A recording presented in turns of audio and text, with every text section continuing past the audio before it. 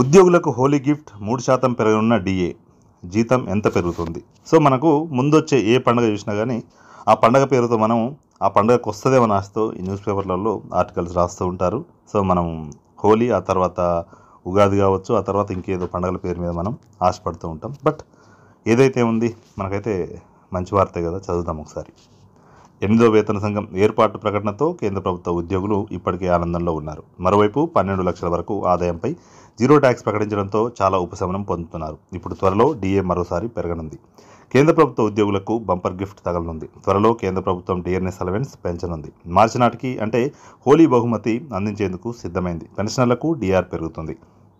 ఇప్పటికే కేంద్ర బడ్జెట్లో 12 లక్షల వరకు వార్షిక ఆదాయంపై ఎలాంటి ట్యాక్స్ చెల్లించాల్సిన అవసరం లేదని ప్రకటించడంతో చాలామంది ఉద్యోగులకు భారీ రిలీఫ్ లభించింది. ఇప్పుడు డిఆర్ఎస్ అలవెన్స్, డిఆర్ఎస్ రిలీఫ్ 2 పెంచేందుకు నిర్ణయించింది.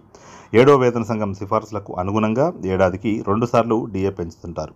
అదే సమయంలో పెన్షనర్లకు డిఆర్ పెరుగుతుంది. ఈ ఏడాది జనవరి డిఏ పెంపు ప్రకటన కోసం ఉద్యోగులు నిరీక్షిస్తున్నారు. ఈ ప్రకటన హోలీ బహుమతిగా మార్చి నెలలో ఉంటుందని తెలుస్తుంది. డిఏ పెంపుతో పాటు మరో శుభవార్త కూడా అందుతోంది. కేంద్ర ప్రభుత్వ ఉద్యోగులు, పెన్షనర్లకు ఈపీఎఫ్ నుంచి గుడ్ న్యూస్. ఇది ప్రభుత్వం వడ్డీ రేట్లను పెంచేందుకు నిర్ణయించింది. 2024-25 ఆర్థిక సంవత్సరానికి సంబంధించి మార్చి నెలలో వడ్డీ రేట్లు పెరగవచ్చు. ఫిబ్రవరి 28న జరిగే సమావేశంలో వడ్డీ ఏ మేరకు పెరుగుతుందో తేలనుంది. ఇక హోలీ నాటికి కేంద్ర ప్రభుత్వ ఉద్యోగులు, పెన్షనర్లకు డిఆర్ 3% పెరగవచ్చని అంచనా ఉంది. ప్రస్తుతం కేంద్ర ప్రభుత్వ ఉద్యోగులకు డిఏ 53% అందుతుంది.